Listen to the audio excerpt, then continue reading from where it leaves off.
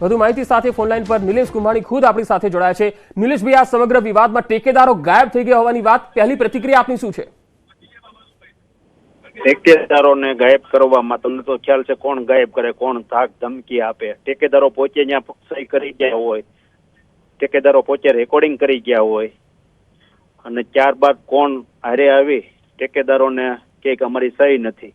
ત્યારબાદ સવારે પણ ટેકેદારનો ફોન આવ્યો કે અમે આવી જઈએ છીએ। ત્યારબાદ પાછો સ્વિચ ઓફ કરવામાં આવ્યો, એની અરજી પણ અમે આપી દીધી। અને આ સીટ 24 લોકસભાની સીટ ઇન્ડિયા ગઠબંધન કોંગ્રેસ સીટ જીતતી હતી।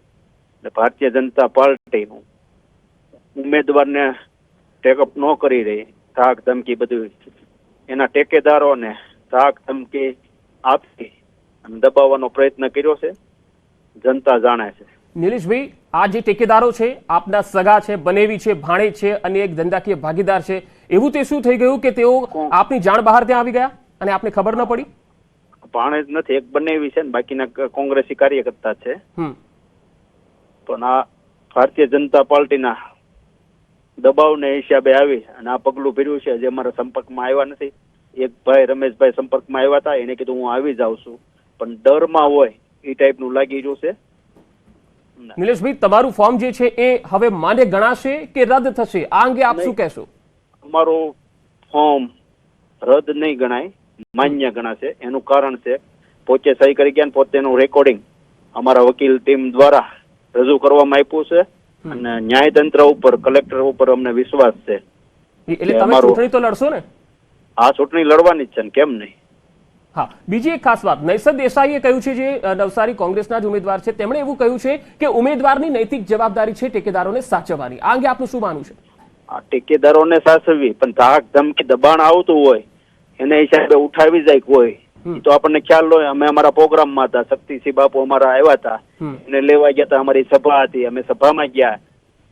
અત્યારે ટેકેદારો નિલેશભાઈ તમારી સાથે છે, તમારી હાજરીમાં છે? એ ટેકેદારો અમારને એક ભાઈ આવી જવાના હતા, રમેશભાઈ કરીને, સવારમાં હું 9 વાગે આવી જાઉં, રાત્રે વાત થઈ। કોઈ દબાવમાં હોય એ ટાઈપની વાત થતી હતી અને આવવાની વાત હતી, પણ આ સીટ 100% કોંગ્રેસ જીતવાની છે। ન્યાયતંત્ર જો ન્યાય આપશે તો લોકોનો પ્રતિસાદ એવો છે, આ ખોટું થઈ રહ્યું છે। પણ નિલેશભાઈ, તમારી પર જ આક્ષેપ એવા થઈ રહ્યા છે કે પૈસા લઈને તમે ટેકેદારોને ગાયબ કરાવી દીધા? નહીં, એવું કોઈ આક્ષેપ નથી। અમારા કોંગ્રેસના કોઈ નેતા એ ટાઈપનો આક્ષેપ કરે એમ નથી। કોંગ્રેસના નેતાઓને પણ ખ્યાલ છે, મને દબાવ જયારે આવતો ત્યારે હું જાણ કરતો કે ભાઈ આ ટાઈપનું થાય છે। અમદાવાદથી અમારા એક પાટીદાર નેતા મને ભલામણ કરવા આવ્યા, તે મેં એને કહી દીધું ભાઈ આ નહીં કરતા, તમે અમારા ટેકેદારોનો કોન્ટેક્ટ કરી અને જે કઈ ધાક ધમકી દબાણ કર્યું હોય એમાં એ સફળતા રહ્યા છે। પણ ન્યાયતંત્ર ઉપર અમને વિશ્વાસ છે, ન્યાયતંત્ર અમારી ઉપર ન્યાય આપશે, જનતાને ધ્યાનમાં રાખી ન્યાય આપશે। આ વખતે જનતાએ મતદાનથી મનાવ્યું હતું, જનતા જાણે છે। નિલેશભાઈ, ભાજપ તરફથી કોઈ દબાણ થઈ રહ્યું છે એવું તમને લાગે છે? 100% એવું લાગે છે। તમને ખ્યાલ હશે?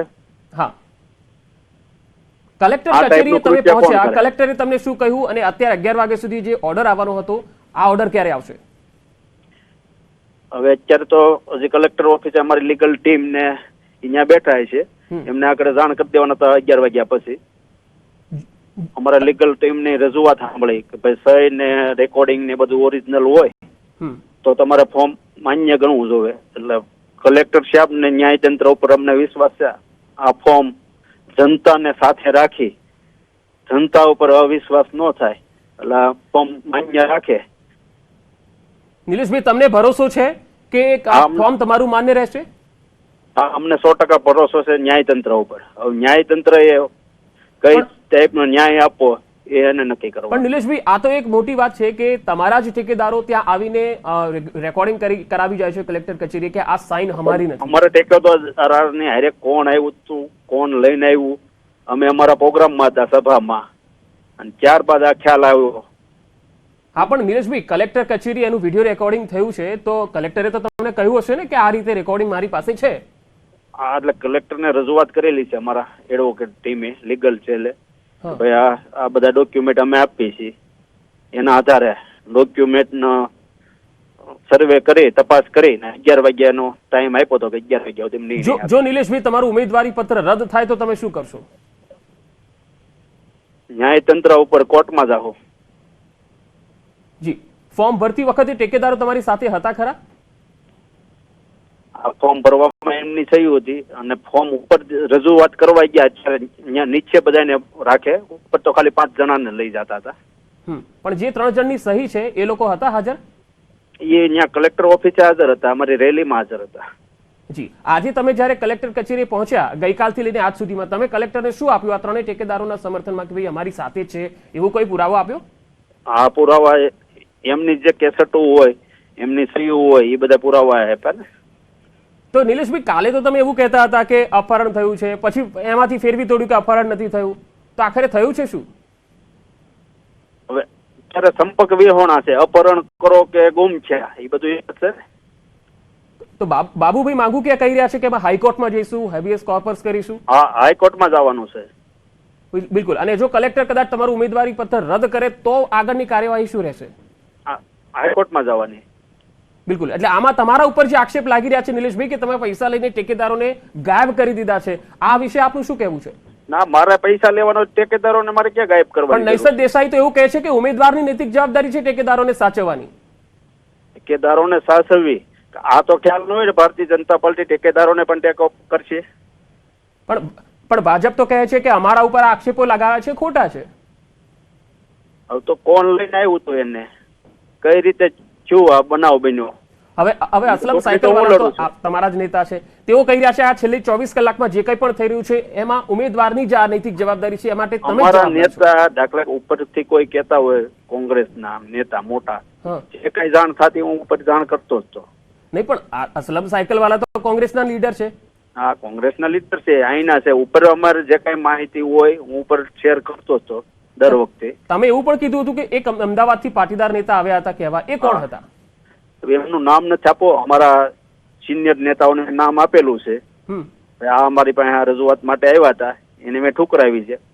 એની પાછળ, અમારા ટેકેદારોની પાછળ એમનો હાથ હોવો જોઈએ એવું મને લાગે છે. એટલે નિલેશભાઈ ભાજપના નેતા હતા, કોઈ ઓફર લઈને આવેલા? ભાજપના નેતા કે આવા વસેટિયા દલાલો હોય ને, એ વાત લઈને આવતા હોય, એને મેં તરત જ ઠુકરાવી દીધી વાત. એટલે ઓફર શું, રૂપિયાની ઓફર હતી કે કોઈ પદની ઓફર હતી, શું હતું? તમે જોડાવાની વાત હતી, એટલે મેં કીધું આપણે કોઈ દી આજ નહીં કાલે અમારે જોડાવાનું નથી. કઈ પાર્ટીમાં જોડાવાની વાત હતી? આ તમે વાત લાવતા નહીં ભારતીય જનતા પાર્ટીમાં, પણ મેં કીધું આ વાત તમે લાવતા ને, આ વાત અમારા પ્રમુખશ્રીને અમે કાને નાખી દીધી હતી. આ ટાઈપનું કામ કરવા આવે છે તમે જોઈજો. એટલે ભાજપની અંદર જોઈન્ટ થવાની વાત હતી? હા, ભાજપની અંદર જોઈન્ટ થઈ જાવ, પણ આપણે કીધું એ જોઈન્ટ થવાનું નથી. બિલકુલ. તો આ માટે તમારા જે હાઈકમાન્ડ છે અથવા તો ઉપરના નેતાઓ, ટોચના નેતાઓ છે, તેમણે શું કર્યું? એમને મેં કાને દોરી દીધું હતું, ભાઈ આ વ્યક્તિ અમારી પાસે આવ્યા છે, તમે ધ્યાન રાખજો. એટલે શક્તિસિંહને કોણે કીધું, તમે કીધું? કહું ને કોણ કે.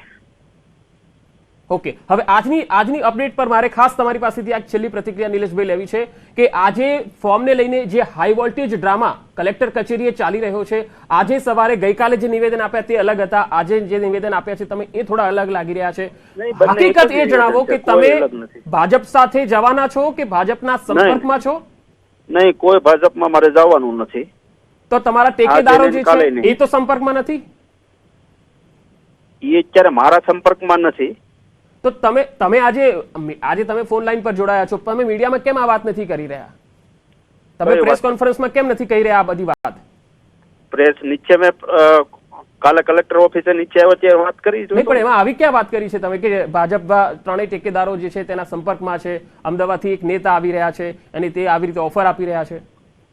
એ તો ત્યારે ટિકિટ મારી સ્ટાર્ટિંગમાં આવી ને ત્યારે આવ્યા હતા, ત્યારે મેં એને વળાવી દીધા, એની પાછું પૂરું કરી દીધું હતું. નહીં, આજે એવું થયું નિલેશભાઈ કે જ્યારે તમે પત્રકારો તમે સવાલ કરી રહ્યા હતા સુરતમાં, ત્યારે કોંગ્રેસના લીડરો તમે ખેંચીને લઈ જઈ રહ્યા હતા. એ તો ધક્કાધક્કી થતી મીડિયા વાળા અને પોલીસ વાળાની ધક્કાધક્કી, એટલે એનો ટાઈમ હતો, જો 9:05 પહોંચી તો પાછું અમારું ફોર્મ થઈ જાય. ત્યાં ફિટ ટાઈમે પહોંચ્યા હતા ને તાત્કાલિક પહોંચવાનું હતું, તો અમે 2 મિનિટ પહોંચ્યા હતા. તો અત્યારે તમે કલેક્ટર કચેરીએ છો? નહીં, નીકળી ગયા છીએ. તો અત્યારે કલેક્ટર તરફથી તમને શું જવાબ મળ્યો? પુરાવા અમારા એડવોકેટ શ્રી આપ્યા છે, તપાસ કરી અને નિર્ણય લે. નહીં, પણ નિર્ણય તો આજે જ આવવાનો હતો ને 11 વાગે? હા, અત્યારે આપવાના હતા, પણ અત્યારે હું કલેક્ટર ઓફિસેથી નીકળી ગયો છું. એટલે તમને લાગે છે કે તમારું ઉમેદવારી પત્ર રદ નહીં થાય? હા, 100% નહીં રદ થાય. તમારા જે વકીલ છે, એક તો બાબુ માઘુકિયા પણ છે, એક જમીર શેખ છે, તેઓ શું કહી રહ્યા છે? તેઓ આગળ કઈ રીતે લીગલી લડશે? લીગલ હાઈકોર્ટમાં જવાની વાત છે, સુપ્રીમ કોર્ટમાં જવાની વાત છે. નિલેશ કુંભાણી આજે પૂરા દમખમ સાથે ટક્કર આપવા તૈયાર છે, તમે એવું કહી શકો છો? હા, 100% અમારું ફોર્મ મંજૂર થાય તો આ સીટ કોંગ્રેસ પાર્ટી બે મત નથી. આ કોંગ્રેસ પાર્ટીની સીટ હતી, જીતવાનો કોંગ્રેસ પાર્ટી હતી, એટલે ભારતીય જનતા પાર્ટીને ડર લાગ્યો, એટલે જે કઈ કૃત્ય કરવામાં આવ્યું છે એ કરવામાં આવ્યું છે. ઓકે, અને એ વાત તો સ્પષ્ટ છે કે તમે ભાજપના સંપર્કમાં નથી, પરંતુ ભાજપના કેટલાક વચેટિયાઓ તમારા ટેકેદારોના સંપર્કમાં છે, એવું અમને લાગી રહ્યું છે અત્યારે. હા, તો તમે કહ્યું ને ફોન ઉપર જે આવ્યા હતા, પાર્ટીમાં જોઈન થવાની વાતો એ કરતા આવ્યા હતા, મારી પાસે આવ્યા હતા, એને મેં ના પાડી દીધી. પછી અમારા ટેકેદારોનો એને કોન્ટેક્ટ કર્યો હોય કે કોઈને કર્યો હોય, કોઈ હજી આપણને માહિતી મળી નથી. નિલેશભાઈ, તમારી પાસે આવેલા નેતાનું નામ તો આપી શકો ને તમે? નહીં, મારે અત્યારે નામ નથી આપવું. ટાઈમ આવે તો હું નામ આપી દે. મારા પ્રમુખશ્રીને મેં નામ આપી દીધું હતું. પણ તો મીડિયામાં આપવામાં શું વાંધો છે? જ્યારે તમે તો લડત આપવા માટે ટેવાયેલા છો, તમે તો લડત અત્યારે અમારે આપવા. કોંગ્રેસ પાર્ટીને નુકસાની ન જાય. ના, એમાં કોંગ્રેસને ક્યાં નુકસાન જવાનું છે? જ્યારે તમને કોઈ ઓફર કરતું હોય, પાર્ટીમાં જોડાવાની વાત કરતું હોય, તો એનો પર્દાફાશ કેમ નથી કરતા? અત્યારે ચૂંટણીનો માહોલ છે, કોંગ્રેસ પાર્ટીને નુકસાની ન જાય, અત્યારે ખુલ્લું નામ આપી તો પ્રોબ્લેમ પડે, એટલે અમારા પ્રમુખશ્રીએ કીધું તમે અકેલી લો, હું મારી રીતે જોઈ લઉં. તો પછી અત્યારે તમે કલેક્ટર કચેરીથી નીકળી કેમ ગયા? અત્યારે અમારે નીકળવાનો ટાઈમ હતો અને નીકળી ગયા છે. તો અત્યારે તમે ક્યાં જઈ રહ્યા છો? પ્રચારમાં કઈ જગ્યાએ જઈ રહ્યા છો? બસ અત્યારે વરાછા રોડ બાજુ. વરાછા રોડ પ્રચાર માટે જઈ રહ્યા છો? હા. ઓકે, તો આજની જે ઓર્ડર આપવાનો છે એ તમારી પાસે ક્યાં સુધીમાં આવશે? તમને કંઈક તો કીધું હશે ને કલેક્ટર તરફથી?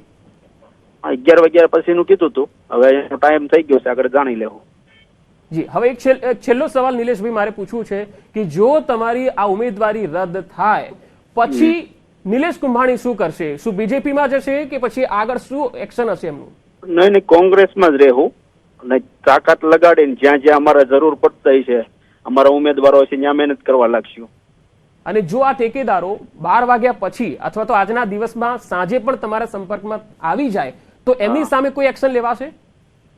હવે એમને મળવું પડશે, કઈ રીતનું હતું, કોની ધાક ધમકી હતી, શું હતું, એ મળે ને વાતચીત કરી લેવું. કોઈ પોલીસ કેસ કરશો? જેમ કે તમે કહ્યું કે ઓફર આવેલી છે.